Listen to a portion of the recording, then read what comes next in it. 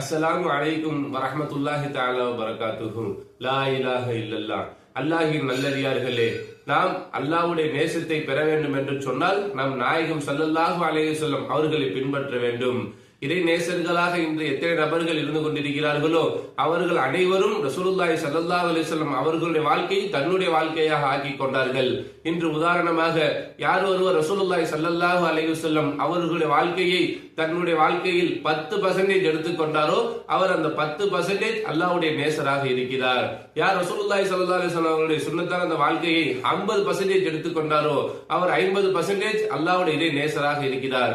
யார் ஒருவர் முழுக்க ரசூலுல்லாஹி ஸல்லல்லாஹு அலைஹி வஸல்லம் சுன்னத்தை பரிபூர்ணமாக எடுத்துக்கொண்டாரோ அவர் பரிபூர்ணமாக 100% அல்லாஹ்வுடைய இறை நேசராக ஆகிவிடுகிறார். அன்பானவர்களே, அப்ப நாம் அல்லாஹ் தஆலாவிடத்தில் அந்தஸ்து எந்த அளவுக்கு உயர்கிறது என்று பார்த்தால் அது ரசூலுல்லாஹி ஸல்லல்லாஹு அலைஹி வஸல்லம் சுன்னத்தை கொண்டுதான்.